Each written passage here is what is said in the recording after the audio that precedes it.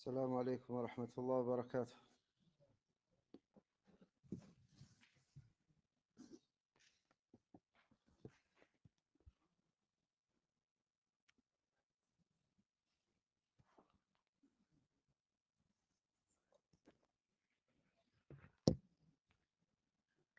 إن الحمد لله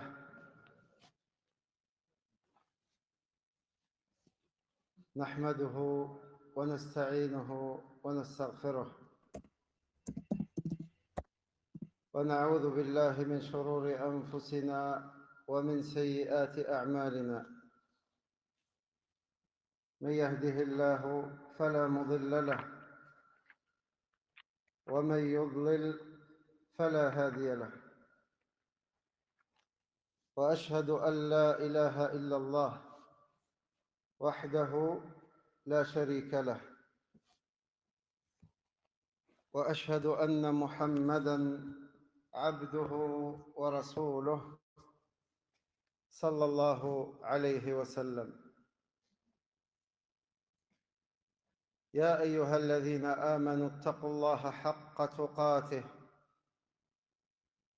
ولا تموتن إلا وأنتم مسلمون. يا أيها الناس اتقوا ربكم الذي خلقكم من نفس واحدة وخلق منها زوجها وبث منهما رجالا كثيرا ونساء، واتقوا الله الذي تساءلون به والأرحام إن الله كان عليكم رقيبا. يا أيها الذين آمنوا اتقوا الله وقولوا قولا سديدا يصلح لكم أعمالكم ويغفر لكم ذنوبكم، ومن يطع الله ورسوله فقد فاز فوزا عظيما. أما بعد، فإن أصدق الحديث كلام الله، وخير الهدي هدي محمد صلى الله عليه وسلم، وشر الأمور محدثاتها، وكل محدثة في دين الله بدعة، وكل بدعة ضلالة، وكل ضلالة في النار. وقفنا عند قول الإمام أحمد رحمة الله عليه: ومن انتقص أحدا من أصحاب رسول الله صلى الله عليه وسلم أو أبغضه بحدث كان منه أو ذكر مساوئه كان مبتدعا حتى يترحم عليهم جميعا ويكون قلبه لهم سليما. يقول الشيخ زيد بن هادي رحمة الله عليه: هذا موقف أهل السنة والجماعة من أصحاب رسول الله صلى الله عليه وسلم ورضي الله عنهم أجمعين، الذي يجب أن نسير عليه، وأن يسير عليه كل مكلف، كل مسلم. الكف عن مساوئ الصحابة رضوان الله عليهم عما حدث منهم من خطأ، هذا ينبغي على الإنسان ألا يخوض في مثل هذه المسائل، وأنه إن حصل منهم شيء من المخالفات فإنه مغمور في جانب حسناتهم رضي الله عنهم أجمعين، ولا يجوز لأحد أن يخوض فيما اختلفوا فيه أو جرى بينهم، ولا يجوز التنقص لأحد أبدا من أصحاب النبي صلى الله عليه وسلم. لأن النبي صلى الله عليه وسلم نهى عن ذلك. فأهل السنة تراهم يتردون عن أصحاب رسول الله صلى الله عليه وسلم، ويرون أن محبتهم فرض فرضه الله وفرضه رسول الله صلى الله عليه وسلم. فالرضا عن أصحاب رسول الله صلى الله عليه وسلم باطنا وظاهرا واجب، كذلك الكف عن معايبهم، وأن ما ذكر عنهم ما كان منه كذبا فلا يصدق، وما زيد فيه أو نقص فلا يؤخذ منه، وما صح أنهم فعلوه يحسن بهم الظن، أي المسلم لا بد يحسن ظنه ويحسن ظنه بأصحاب رسول الله صلى الله عليه وسلم، ولا يخوض في ذلك.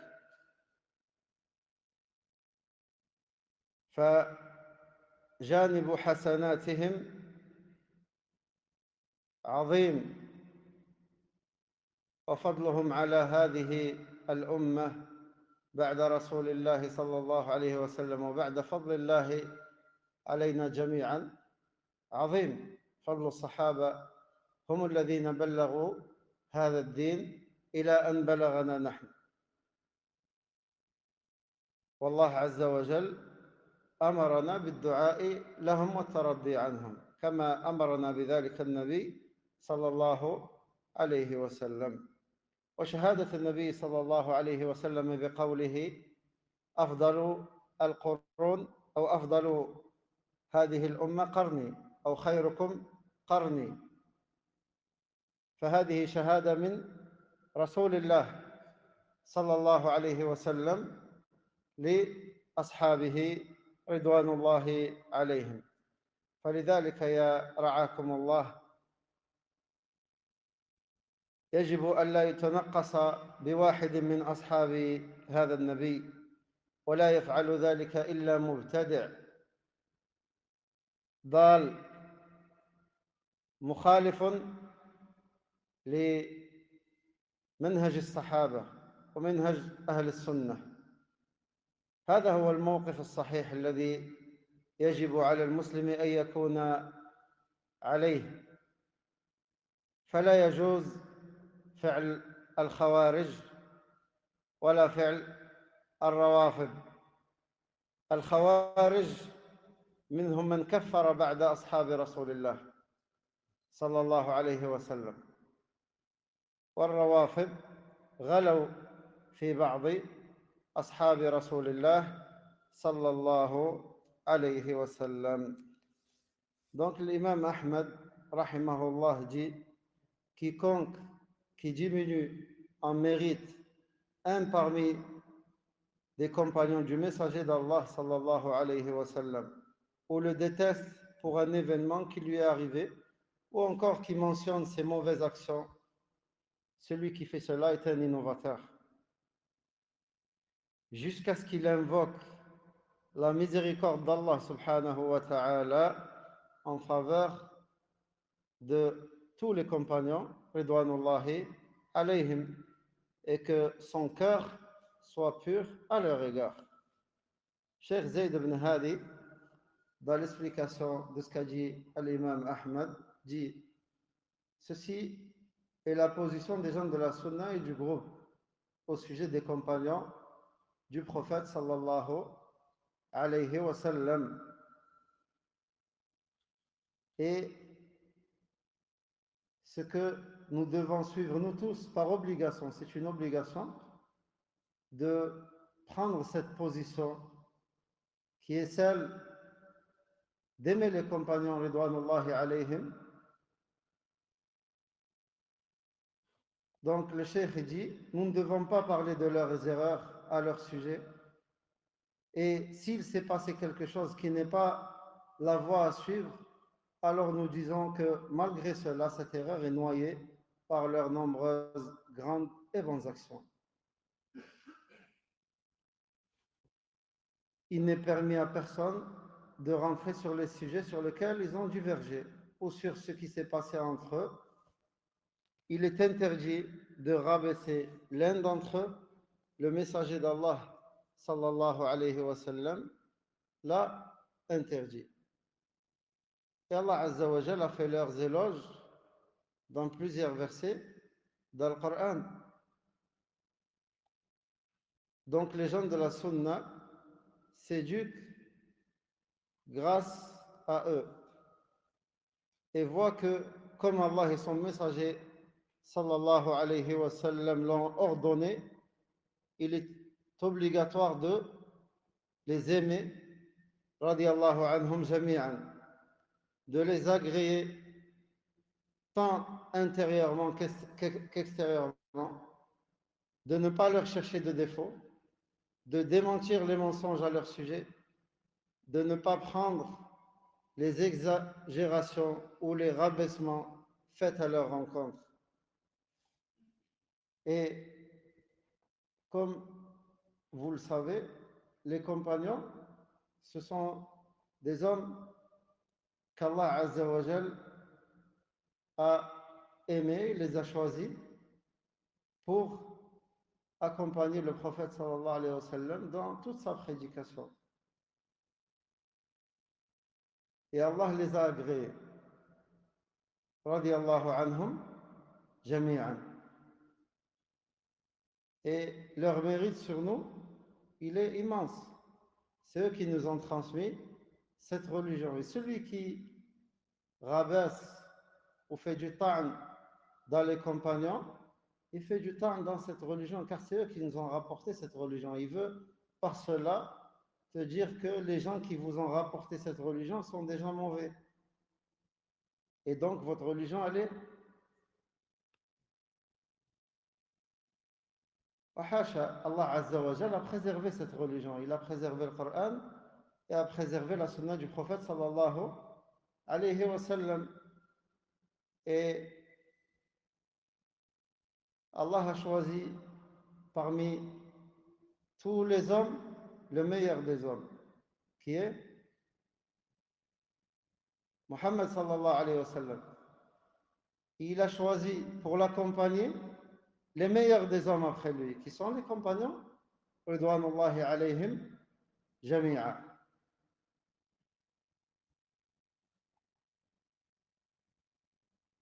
Donc ainsi, il n'y a que l'innovateur, al-mubtadi', égaré, loin du chemin des gens de la sunna et du groupe, qui se permettrait de diminuer les mérites d'un compagnon parmi les compagnons du prophète sallallahu alayhi wa sallam. Il n'est permis à personne de se comporter comme les Khawarij, qui entre autres rendirent mécréants certains compagnons, parmi eux Ali radiallahu anhu, ni comme certains Ar-Rawafid qui ont exagéré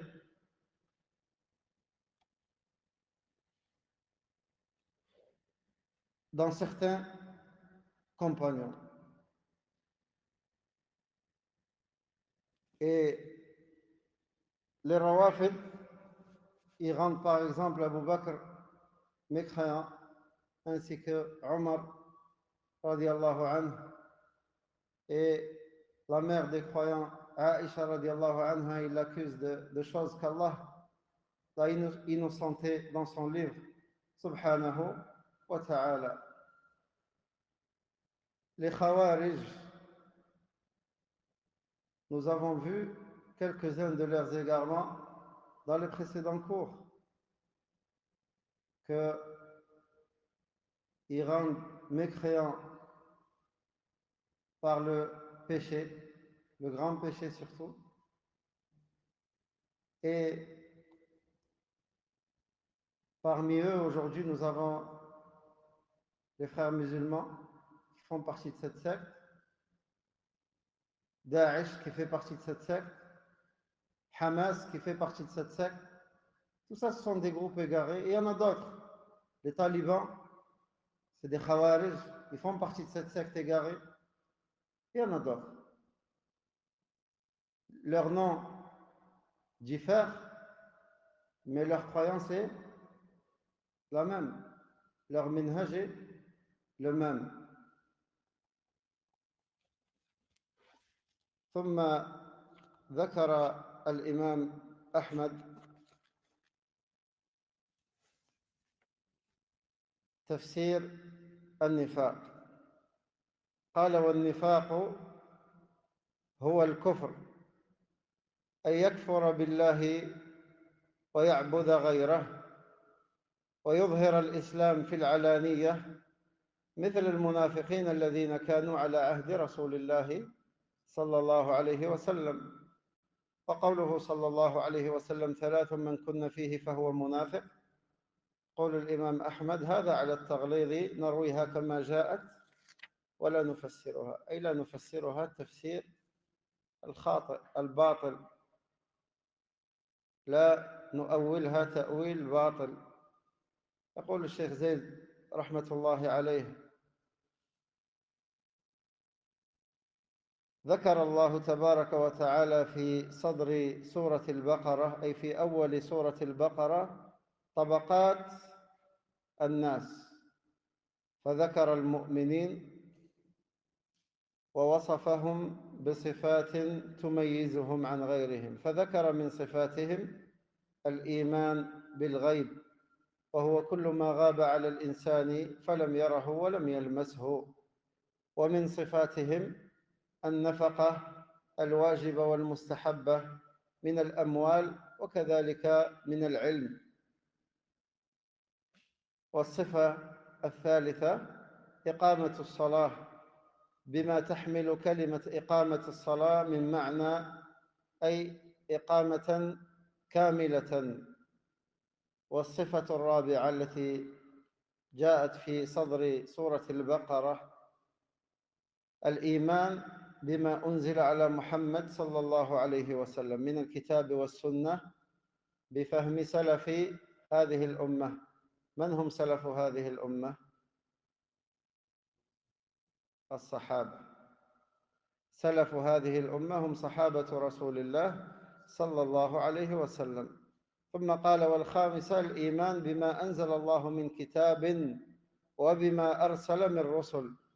والسادسة الإيمان باليوم الآخر وما يكون فيه وقبله وبعده من الحياة البرزخية والحياة الأخروية. هذه بعض صفاتهم، ولكنها من أمهات صفات المؤمنين. هذه الطبقة هم أتباع المرسلين من المهاجرين والأنصار الذين جاءوا من بعدهم، والذين جاءوا من بعدهم إلى يوم القيامة يقولون: ربنا اغفر لنا ولإخواننا الذين سبقونا بالإيمان ولا تجعل في قلوبنا غلا للذين آمنوا. هذا الدعاء لمن؟ أصحاب رسول الله صلى الله عليه وسلم. فالذين جاءوا من بعدهم يترحمون عليهم ويدعون لهم بالخير. الذين جاءوا من بعدهم أي من التابعين وأتباع التابعين إلى يومنا هذا، إلى يومنا هذا يترحمون على أصحاب رسول الله صلى الله عليه وسلم. Donc l'imam Ahmed a dit: l'hypocrisie et la mécréance, c'est de mécroire en Allah Azza wa Jal, d'adorer autre que lui, tout en faisant apparaître l'islam en apparence, à l'exemple des hypocrites qui vivaient à l'époque du prophète sallallahu alayhi wa sallam. Sa parole, c'est-à-dire la parole du prophète sallallahu alayhi wa sallam, trois caractéristiques: celui qui les réunit en lui est un véritable hypocrite. Ceci est une parole dure. Afin de mettre en garde contre cela, nous rapportons cette parole comme elle est venue, nous ne la commentons pas, c'est-à-dire nous ne faisons pas son explication de manière erronée. هذا واضح؟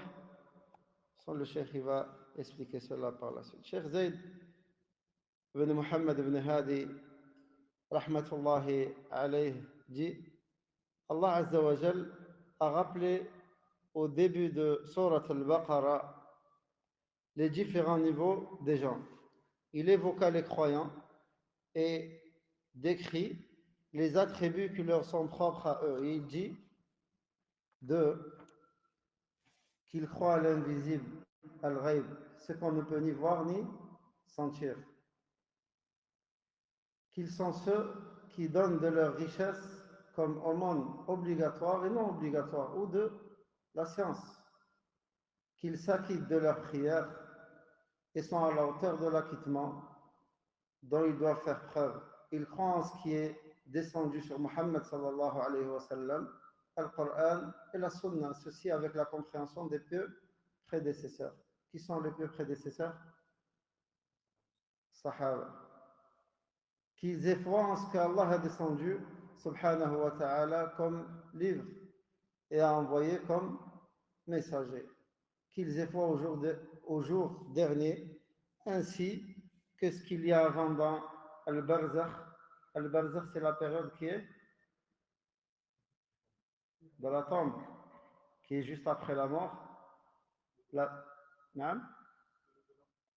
Après le Barzakh, nous avons la vie éternelle, où chacun de nous trouvera ses œuvres devant lui. Celui qui a trouvé des bonnes œuvres, il remerciera Allah. Et celui qui a trouvé autre chose que cela, il espérera, il demandera à Allah Azza wa Jal de le faire redevenir poussière. Et il n'aura pas ce qu'il a souhaité. Donc, la vie dans le barzakh, c'est la vie qui est dans la tombe. Et puis, al-hayat al-ukhrawiyya, la vie qu'il y a dans l'au-delà, celle qui est après le barzakh. D'accord? Celle qui est après le barzakh, une fois que les gens seront ressuscités. Donc ce sont seulement quelques-unes parmi les caractéristiques des croyants, mais ce sont les plus importants. Quant aux différentes catégories de gens, ceux qui ont suivi les messagers parmi eux, les muhajiroun, ceux qui ont émigré de la Mecque, soit d'Allah et de son messager, sallallahu alayhi wa sallam. Et l'Ansar, ce sont ceux qui ont secouru le messager d'Allah, sallallahu alayhi wa sallam, avec les... Et avec qui? Avec le prophète, sallallahu alayhi wa sallam. Al-Muhajiroun, c'est ceux qui ont accueilli Al-Muhajirin, ceux qui ont émigré de la Mecque vers Médine. Donc, Al-Muhajiroun, c'était les gens de la Mecque, les Mecquois. Et l'Ansar, les gens de Médine. Et Allah Azza wa Jal dit, dans le sens du verset, et il appartient également à ceux qui sont venus après eux en disant, ceux qui sont venus après qui? Hein? Après les compagnons. Seigneur, pardonne-nous, ainsi qu'à nos frères qui nous ont précédés dans la foi. Qui sont leurs frères qui les ont précédés dans la foi? Les compagnons, ridwanullahi alayhim. Et ne mets dans nos cœurs aucune rancœur pour ceux qui ont cru. Seigneur, tu es compatissant et très miséricordieux. Donc ceci est une des preuves qui montre comment le comportement de ceux qui sont venus après les compagnons, quel comportement doivent adopter vis-à-vis de ces compagnons. La ridwanullahi alayhim jami'an. Donc ils doivent invoquer pour eux. Et comme nous l'avons vu dans le chapitre précédent, ils doivent n'avoir aucune rancune envers ses compagnons. Ils doivent les aimer et invoquer Allah Azza wa Jal pour قال والصنف الثالث المنافقين والعياذ بالله أو قبل ذلك والطبقة الثانية هم الكفار على اختلاف مللهم الوثنيون واليهود والنصارى والمجوس والملاحدة وهؤلاء شر الخلق ذكرهم الله عز وجل بصفاتهم، ومن أبرزها أنهم لم يستجيبوا للمرسلين بل أعرضوا عن دعوة المرسلين ومن دعا بدعوتهم، فقال سبحانه: إن الذين كفروا سواء عليهم أأنذرتهم أم لم تنذرهم لا يؤمنون. وبين الله بعد ذلك عقوبتهم الدنيوية والأخروية.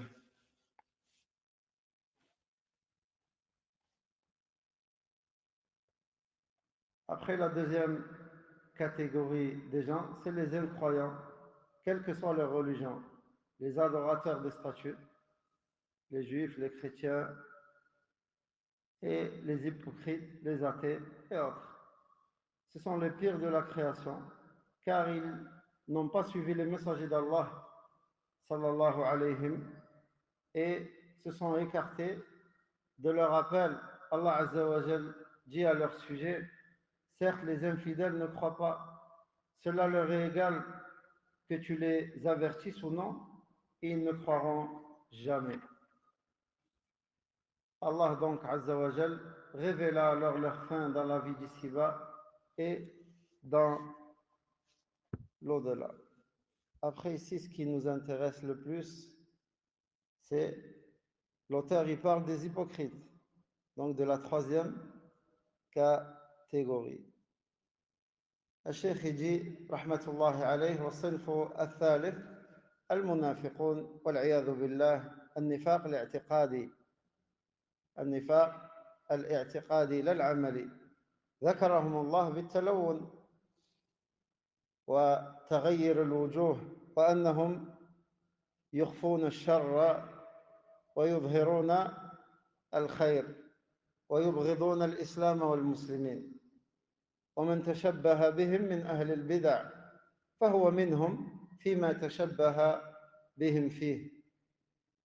ففي هذا المقطع بيان حال المنافقين النفاق الاعتقادي، وأنهم أهل شر وأضر على المسلمين والإسلام من الكفار الصرحاء بكفرهم، لذا كان عذابهم أشد من عذاب الكفار، كما قال الله عز وجل: إن المنافقين في الدرك الأسفل من النار ولن تجد لهم نصيرا. فالذي تاب من أهل المعاصي عموما من الشرك من تاب توبة صادقة قبل الله عز وجل توبته لأنه واسع المغفرة. ومر معنا أن الإنسان إذا مات على معصية فهو تحت مشيئة الله، إن شاء عذبه وإن شاء غفر له، إلا أن يموت الإنسان على كفر واضح، إلا أن يموت الإنسان على كفر واضح. هذا هو معتقد أهل السنة والجماعة، أن الإنسان إذا مات على معصية وإن كانت كبيرة من الكبائر فهو تحت مشيئة الله عز وجل، إن شاء عذبه وإن شاء غفر له. ولا نقول أنه في النار، لا نجزم لأحد أنه في الجنة أو في النار إلا الذين شهد لهم رسول الله صلى الله عليه وسلم بذلك أو شهد الله لهم بذلك. واضح؟ Donc nous avons vu la semaine dernière concernant celui qui meurt sur un péché, celui qui meurt sur un grand péché ou autre ou petit, il est sous la volonté d'Allah Azza wa Jal. S'il veut, il le châtie, et s'il veut, il lui pardonne. Mais nous, on ne peut pas affirmer que telle personne, parce qu'elle est morte sur un grand péché, c'est bon, elle va rentrer en enfer. On ne sait pas. On ne peut pas affirmer cela. On peut affirmer de personnes qui fassent partie des gens du paradis ou de l'enfer, sauf si Allah Azza wa Jal nous a informé de cela, ou le prophète sallallahu alayhi wa sallam nous a informé que cette personne fait partie des gens du paradis ou de l'enfer. Vous avez par exemple Abu Lahab dans Surat al-Masad, que vous lisez souvent, que vous connaissez tous. Tabbat yada Abi Lahab.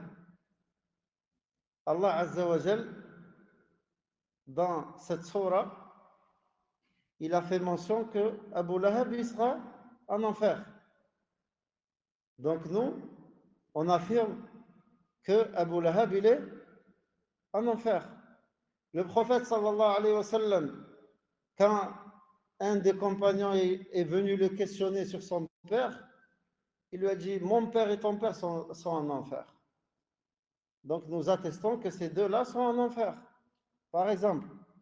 Mais est-ce qu'aujourd'hui, si on voit quelqu'un mourir sur un grand péché, on peut affirmer de cette personne qu'elle fait partie des gens de l'enfer ou pas?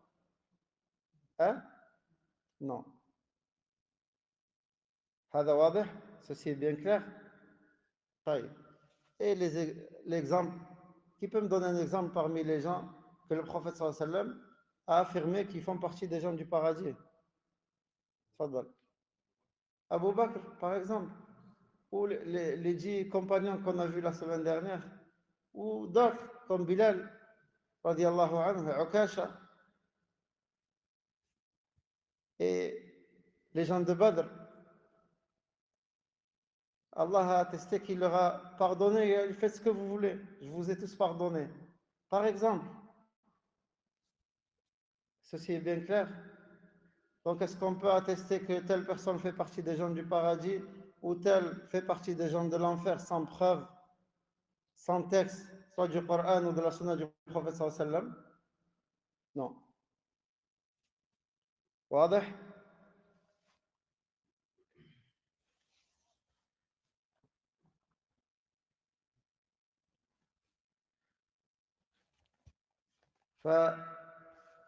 فالشيخ يقول donc la troisième type de gens qui sont mentionnés dans Surat al-Baqarah, les hypocrites, ceux de l'hypocrisie de la foi. Allah Azza wa Jal les a décrits comme étant des gens à plusieurs facettes et visages, comme cachant le mal et montrant le bien, comme détestant l'islam et les musulmans.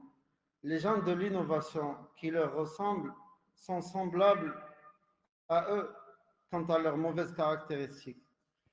Les hypocrites sont des gens de mal et ils ont causé plus de tort à l'islam et aux musulmans que les mécréants déclarés.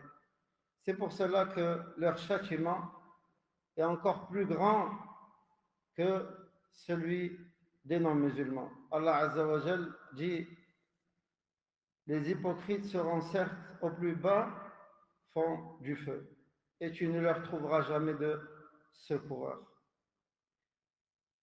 Donc si un pécheur se repent véritablement du shirk ou des grands péchés, Allah accepte son repentir, car il est d'une immense miséricorde subhanahu wa ta'ala. ثم قال أن النفاق كم نوعين: نفاق اعتقادي ونفاق عملي. النفاق الاعتقادي والإنسان أن يظهر الإسلام ويبطن الكفر، يخفي الكفر، وهذا كان كثيرا في عهد النبي صلى الله عليه وسلم. أما اليوم فالناس تظهر الكفر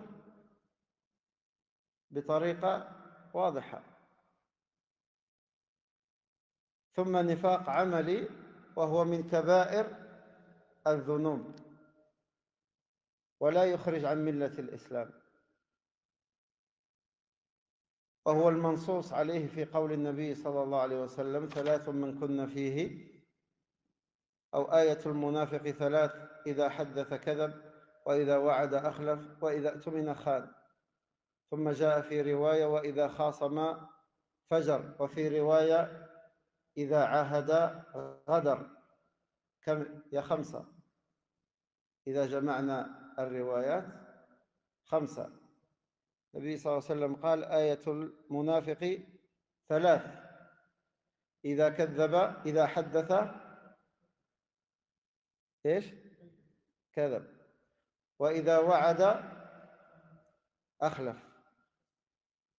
وإذا خاصم فجر، وإذا اؤتمن خان، وإذا وعد أخلف. 5 علامات وردت بها النصوص: إذا حدث كذب، وإذا وعد أخلف، وإذا اؤتمن خان، وإذا عاهد غدر، وإذا خاصم فجر. هذا النفاق العملي والعياذ بالله، وهو شر خطير، لأن الكذب كما جاء في موطأ الإمام أحمد رحمه الله، وقد سئل النبي صلى الله عليه وسلم: أيكون المؤمن جبانا؟ قال: نعم. فقالوا: أيكون المؤمن بخيلا؟ قال: نعم. قال: أيكون المؤمن كذابا؟ قال: لا، صلى الله عليه وسلم. لأن الكذب من الصفات التي تشين المسلمين أو المسلمات، سواء الكذب على الله أو الكذب على الناس. ولا شك أن الكذب على الله هذا من أعظم الفريات. النبي صلى الله عليه وسلم قال: من كذب علي متعمدا فليتبوأ مقعده من النار.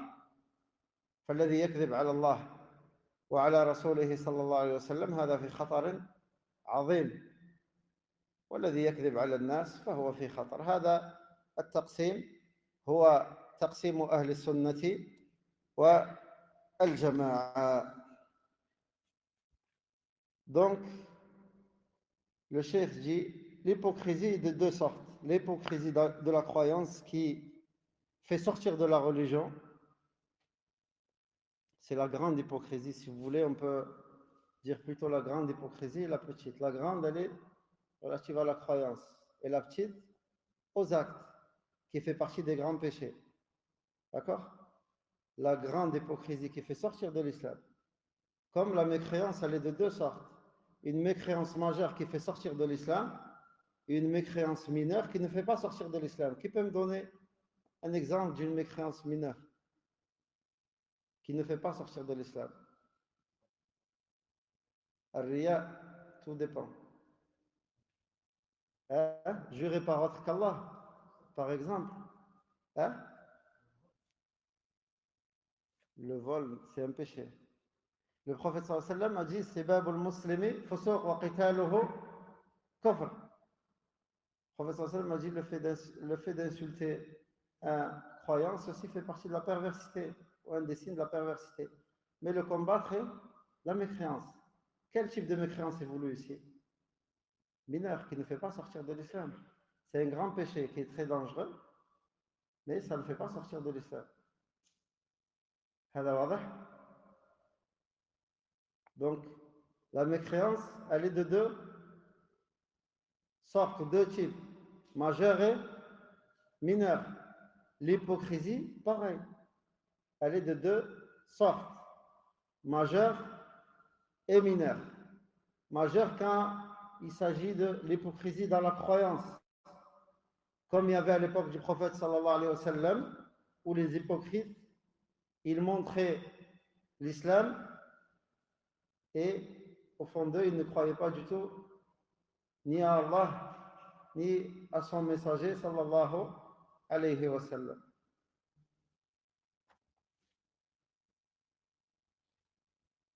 Et c'est ce qui est expliqué par le prophète sallallahu alayhi wa sallam dans le hadith que nous avons vu, que d'après Anas ibn Malik, le prophète sallallahu alayhi wa sallam a dit: 3 choses, si elles sont chez une personne, alors c'est un hypocrite, même s'il jeûne, prie, fait le hajj et la umrah. Et il dit: je suis certes musulman.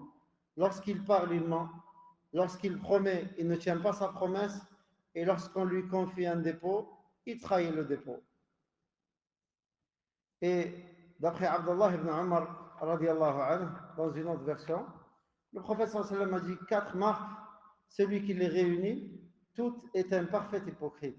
Celui qui en détient une seule est marqué par l'hypocrisie, jusqu'à ce qu'il s'en débarrasse ou s'en éloigne. Quand on lui confie un dépôt, il le trahit. Quand il parle, il ment. Quand qui s'il n'impacte, il ne le respecte pas.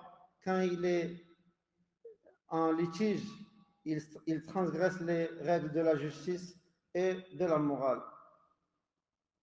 Et aussi, il est rapporté de Safwan ibn Sulayman que Malik radiallahu anhu, rahimahullah, lui a rapporté qu'il a été dit au messager d'Allah, sallallahu alayhi wa sallam, le croyant peut-il être lâche? Et il dit, sallallahu alayhi wa sallam, oui.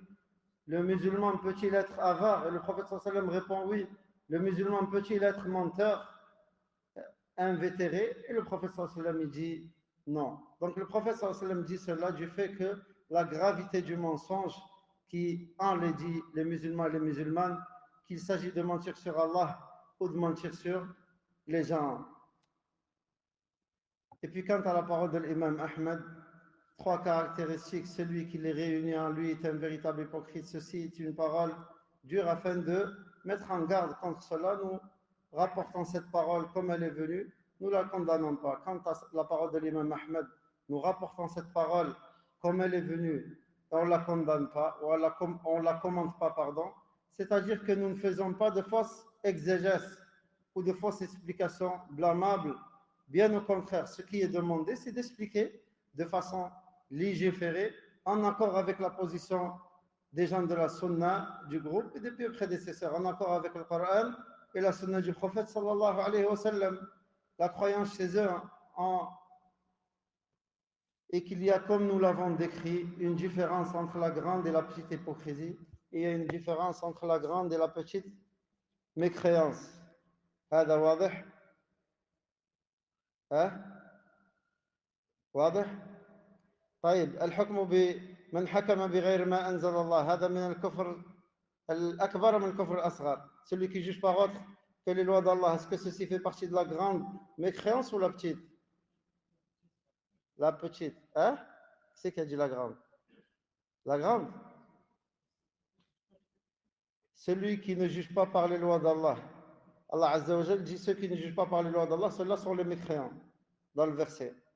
Taïb, la mécréance mentionnée ici, est-ce que c'est la mécréance majeure ou mineure? Ça dépend, ça on verra plus tard. Ce que je veux, c'est l'explication du compagnon radiallahu anhu, qui est Abdullah ibn Abbas, et autres. Ce qui est voulu ici, c'est la mécréance mineure et non majeure. D'accord? C'est la mécréance mineure et non majeure. On va revenir sur ce sujet, je crois, un peu.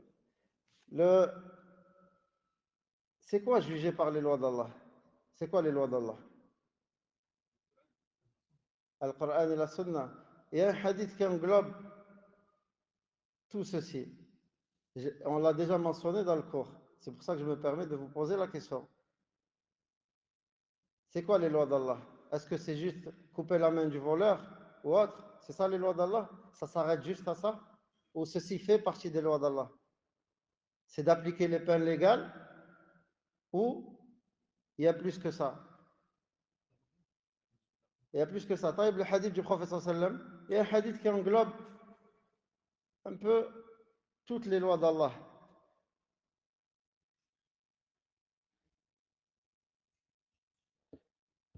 Je compte jusqu'à 10.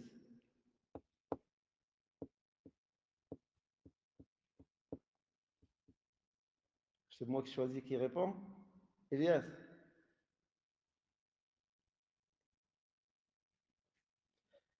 Le prophète sallallahu alayhi wa sallam a dit, la foi se divise de plus 70 branches. Le plus haut degré, le fait de dire la ilaha illallah. Et le plus bas degré, d'enlever un mal de la route. Le plus bas degré de la foi, c'est ça. Et la pudeur, elle fait partie de la foi. Donc le plus haut degré de la foi, c'est quoi? Dire la ilaha illallah. Le plus bas degré de la foi, c'est quoi? Dans ce hadith. Enlever un mal de la route. D'accord? Les al-Khawarij et les Takfiri, sur ce verset, il l'applique que sur les gouverneurs. Pour eux, ce verset, il est descendu sur les gouverneurs, alors que pas du tout. Ce verset s'applique à moi, à toi, à tout le monde. D'accord? Et comme on l'avait déjà vu, ces gouverneurs, ils disent la ilaha illallah. Oui ou non? Ils nettoient leurs routes chez eux. Ils les nettoient, ils les entretiennent, n'est-ce pas? Ils font de leur mieux, mais ils le font. Donc ils font le plus haut, ils viennent avec le plus haut degré de la foi. Ils disent la ilaha illallah. Ils viennent aussi avec le plus bas degré de la foi, qui est juste enlever un mal de la route. Nous disons à ces gens-là, ben comment, avec quoi vous les rendez mécréants?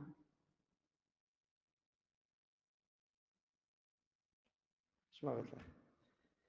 Est-ce que c'est clair par rapport à ce sujet? Mais Inch'Allah, on va revenir dessus sur le prochain livre que nous allons lire après Usul Sunnah de l'imam Ahmed, rahimahullah. Inch'Allah, on prendra le livre de l'imam Savoni et je vous dirai en temps et en heure. Est-ce que c'est clair par rapport à ce verset? Que ce qui est voulu ici est la mécréance mineure et non la mécréance majeure. واضح؟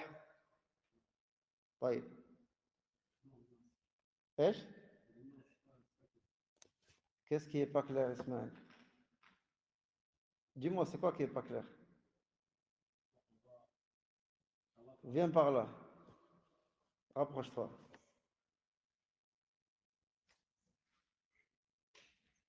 C'est quoi qui est pas clair? Pourquoi on va le voir après? Non, mais si c'est pas clair, peut-être qu'il y a d'autres personnes que pour eux c'est pas clair, mais juste ils n'osent pas le dire.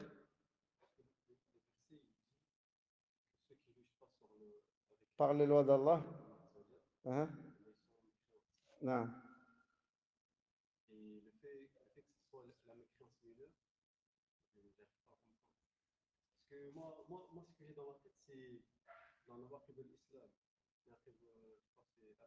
D'ailleurs.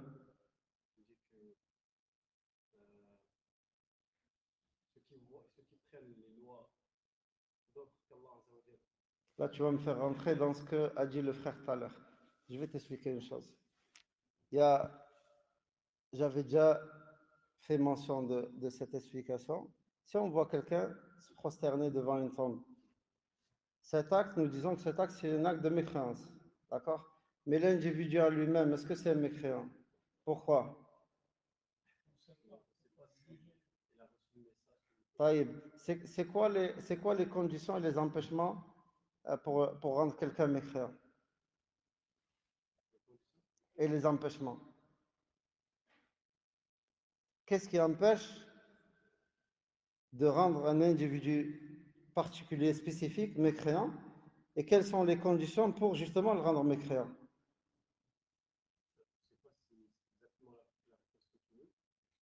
C'est pas la réponse que je veux la bonne réponse.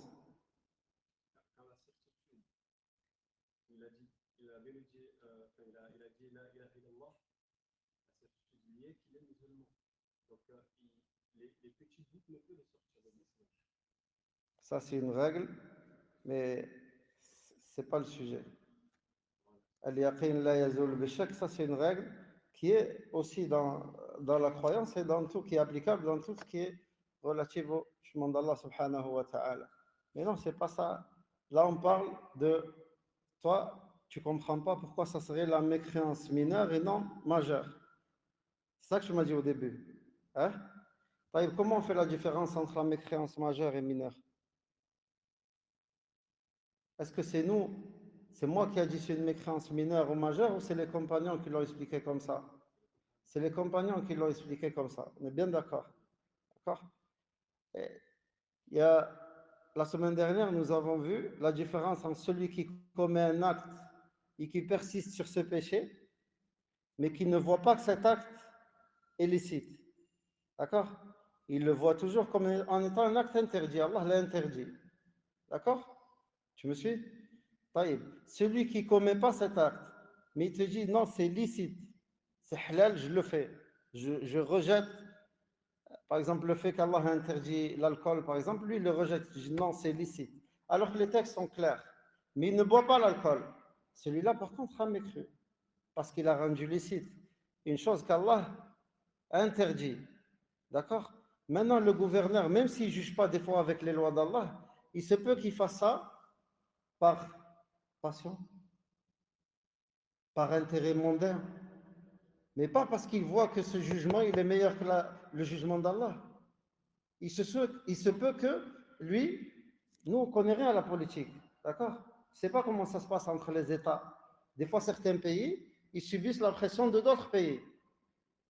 Tu me suis? Donc lui, c'est un pays qui est faible, il n'a pas cette force. Donc, il va laisser passer certaines choses dans son pays à lui. Mais ce n'est pas pour autant qu'il voit que cette chose est licite. Il sait que c'est haram. Ou peut-être il va dire, moi je suis faible. Je sais que c'est haram et j'ai une faiblesse de foi. Donc, invoque Allah pour moi. Comme quand tu croises quelqu'un qui est éprouvé par l'alcool, au Maroc ou ailleurs, quand tu lui dis, crains Allah, ce que tu fais, est-ce qu'il te dit, c'est halal? Non, il te dit, Wallah, invoque Allah pour moi, qu'Allah m'éloigne de tout ça. Il sait que c'est haram, même s'il boit tous les jours. D'accord? Il va te dire, invoque Allah pour moi. C'est pas comme celui qui rend cette chose licite. Et c'est pareil pour le jugement. Il se peut qu'un des gouverneurs ne juge pas par les lois d'Allah, mais pas parce qu'il voit que cette loi est meilleure que la loi d'Allah. Non, peut-être par faiblesse. Peut-être parce qu'il n'a pas, parce qu'il a une ambiguïté que lui, il n'a pas compris. Parce que parmi les empêchements, il y a quoi? Peut-être par ignorance, tout simplement. Parmi les empêchements, il y a l'ignorance. D'accord? Si quelqu'un, il ignore cette chose, il ignore le fait de faire telle chose est un péché, ou c'est de la mécréance, on l'excuse par son ignorance. Oui ou non? Sinon, tout le monde serait mécréant dans ce cas-là. Hein? Tu m'as compris, Ismaël? Donc, parmi les excuses, il y a l'ignorance, il y a la mauvaise interprétation, une mauvaise compréhension. D'accord? Il y a la folie. Quelqu'un qui est fou, qui a perdu son raisonnement, est-ce que si lui, il va, il se prosterne devant une tombe, on va dire lui, c'est un mécréant? Non, il est fou, il n'a pas de raison à la base. Tu vois ce que je veux dire ou pas, Ismaël? Inch'Allah, on détaillera plus peut-être après la prière, si vous voulez, on reste un petit moment. Mais c'est très simple, Wallah, c'est très très simple, les frères. Il y a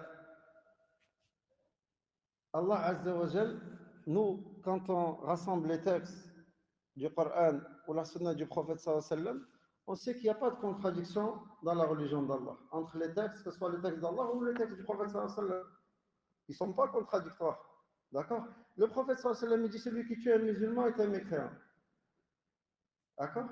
Et Allah Azza wa Jal, il dit dans le verset, et si deux groupes parmi les croyants se combattent, parmi وإن طائفتان من المسلمين اقتتلوا فأصلحوا بينهما.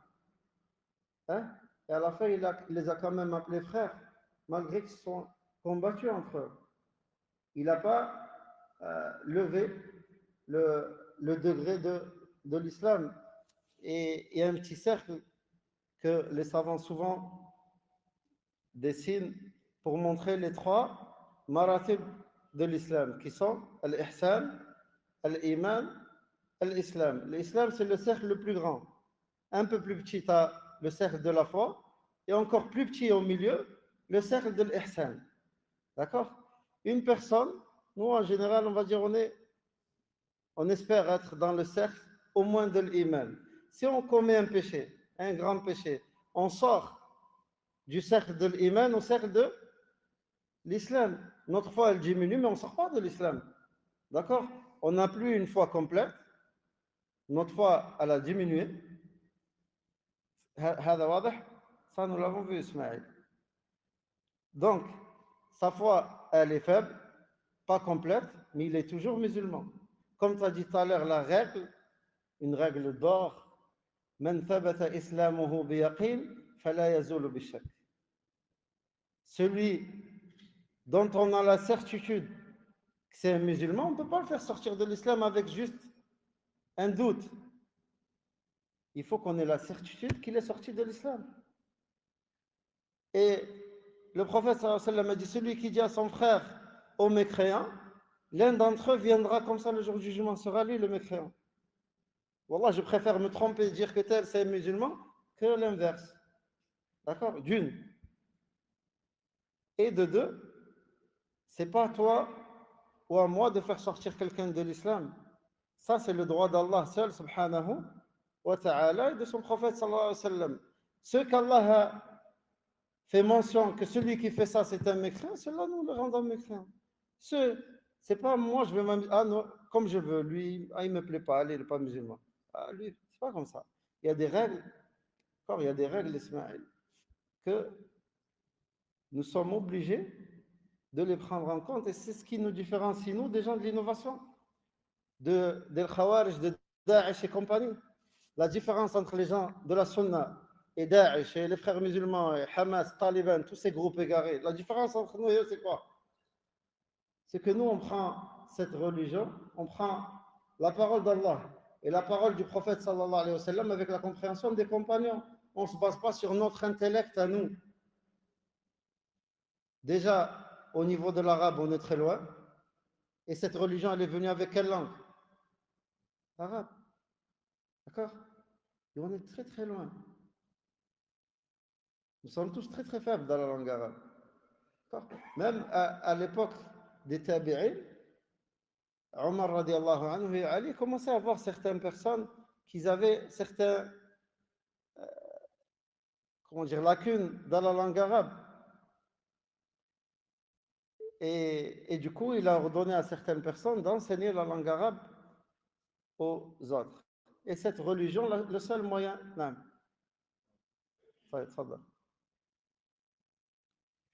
Inch'Allah, on coupe pour la prière et peut-être on fera un petit 10 minutes ou après la prière, Inch'Allah. Barakallahu.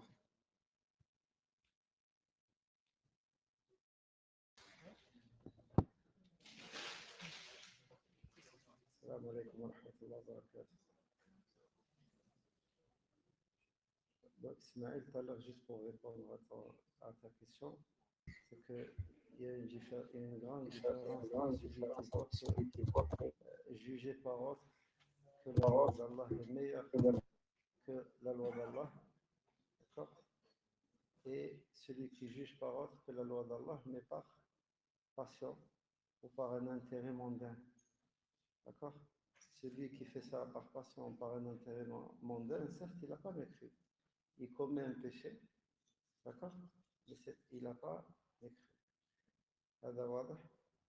Et normalement, tous les frères qui ont fait les annulatifs de l'islam, avant de commencer les annulatifs de l'islam, vous avez un chapitre qui est les conditions et les empêchements.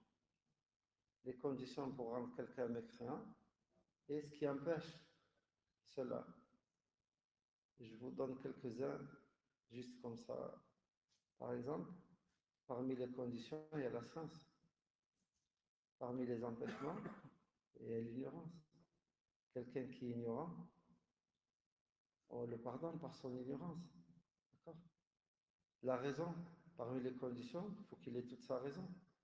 Un enfant qui n'a pas de raison, ou un fou, ou quelqu'un qui est alcoolisé, ou qui a consommé de la drogue, par exemple, quelqu'un qui n'a pas toute sa tête, celui-là, on l'excuse. D'accord?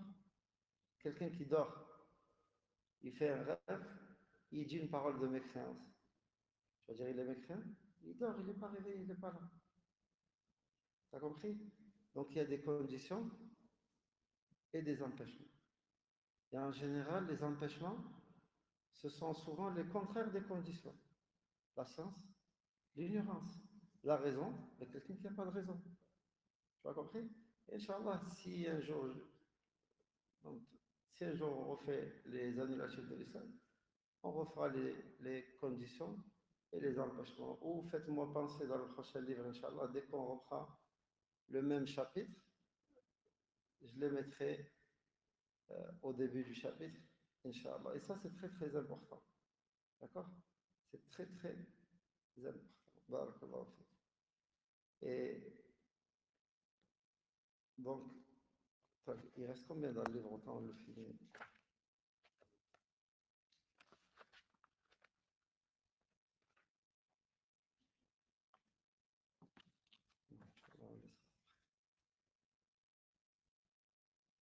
Et aussi, je tiens à vous rappeler une chose, les frères, qu'il est très très important d'avoir son support et de prendre des notes afin que les choses restent. Et je vous le répète souvent, il ne faut pas se baser sur son intellect et sur sa mémoire et se dire, moi j'ai écouté, c'est bon, ça va rester dans ma tête. Non, il faut prendre des notes et il faut revoir ces notes plus tard et en faire un résumé et même essayer de les apprendre par cœur. D'accord? Même essayer de les apprendre par cœur. Et pourquoi vous me voyez souvent détailler beaucoup dans les cours quand il y a besoin de détailler? Parce que c'est la différence entre les gens de la sunna et les gens de l'innovation. Un prédicateur qui fait partie des gens de la sunna, là, appeler à la religion d'Allah, c'est une adoration. On est d'accord? C'est l'une des meilleures des adorations. Toute adoration, comme on a vu, a des conditions et des empêchements. Chose qu'on reverra, Inch'Allah, vendredi prochain dans un cours. Je vous l'annoncerai dans le groupe, Inch'Allah, si Allah nous l'accorde. Et la prédication à Allah, le prophète sallallahu alayhi wa sallam, il a commencé par quoi? Appeler à l'unicité d'Allah. Donc tout prédicateur doit commencer par cela, par appeler à l'unicité d'Allah. Il doit détailler, pas juste de manière générale. Parce que si tu appelles à l'unicité d'Allah de manière générale, même celui qui adore les tombes, il va être d'accord avec toi. Parce qu'il va te dire, moi j'adore pas la tombe. Moi juste je me rapproche de lui comme ils ont dit ceux qui l'ont précédé. Moi je me rapproche de lui pour qu'il me rapproche d'Allah. Je ne l'adore pas lui. Alors que c'est faux. Et donc le prédicateur, il a l'obligation d'appeler à la religion d'Allah. D'abord à l'unicité, il doit détailler, de manière générale et détaillée. Il doit mettre en garde contre le shirk de manière générale et détaillée. S'il dit juste de manière générale, euh, éloignez-vous du shirk, ça ne suffit pas. Tu ne peux pas te cacher derrière cela. Le prophète a bien détaillé et toi tu viens, c'est pas comme ça. D'accord? Donc il doit appeler les gens et les mettre en garde contre l'association de manière générale et détaillée. Il doit appeler les gens à la sunna du prophète sallallahu alayhi wa sallam de manière générale et détaillée. Il doit mettre en garde contre l'innovation de manière générale et détaillée. Et mettre en garde contre les innovateurs de manière générale et détaillée. S'il ne fait pas cela, il ne fait pas partie des gens de la sunna. Même s'il se dit salafi, il se dit ce qu'il veut, il n'en fait pas partie. D'accord? C'est هكذا واضح؟ فهمتم؟ وصلت؟ طيب. Ça, c'est juste un petit truc concis pour vous rappeler un peu la différence entre celui qui est sur la voie droite et celui qui ne l'est pas. Rien à voir avec la voie droite, le site. Celui qui est sur la voie du prophète sallallahu alayhi wa sallam, la voie d'Allah, et celui qui ne l'est pas. Et comme vous le savez, le prophète sallallahu alayhi wa sallam, quand il a mentionné dans le hadith où il mentionne cette communauté, où il annonce que cette communauté va se diviser en 73 groupes, il a dit tous en enfer sauf une. Donc une face à 72, c'est très peu. Et sachez que les gens de la sunna, ils sont très peu. Comme il dit Cheikh Haber, comme les poils blancs sur un taureau noir. Tu as vu un taureau tout noir? Il y a des poils blancs, tu ne les vois pas de loin, mais quand tu te rapproches, tu les vois. Eh ben, les gens de la sunna, ils sont comme ça, très peu. Et ce n'est pas tous ceux qui sortent de je ne sais pas où, ça y est, on se dit c'est des gens de la sunna, on vient s'asseoir, on assiste à leur cours. Ce n'est pas comme ça, les frères. Aujourd'hui, tu vois des frères, ils te contactent en te parlant du frère Abdelhamid comme Khanton Djin. Oh, c'est un frère de la sunna. D'où c'est un frère de la sunna? Vous avez vu ça où? Ou l'autre, Yassine Abou Sirin, je ne sais pas comment il s'appelle, c'est un frère de la sunna. Avec quoi? C'est quoi vos preuves, les frères? C'est quoi vos preuves? Et ici, la religion, elle n'appartient pas à Abdelaziz Abou Céline ou à toi ou à toi. C'est la religion d'Allah subhanahu wa ta'ala. D'accord? Sur ça, par Allah, même si mon propre frère, il est égaré, je te dirai celui-là, il est égaré. Et même si mon père l'est, je te dirai celui-là, il est égaré. Et j'invoquerai Allah pour lui, afin qu'Allah le guide. On ne joue pas. Cette religion, elle appartient à Allah Azza wa Jal. D'accord? Et comme il disait les salafs, al-awatif, awasif. Les sentiments, c'est des tornades, des tempêtes. Il n'y a pas de sentiments. C'est soit la personne elle est sur une voie droite, soit elle est sur autre que celle-ci. Et si tu prétends que telle personne elle est sur une voie droite, rapportez-nous vos preuves si vous êtes véridique. D'accord? Donc cette personne-là qui va venir à Avignon, qui s'appelle Yassine Abou Siri, il ne fait pas partie des gens de la Sunna.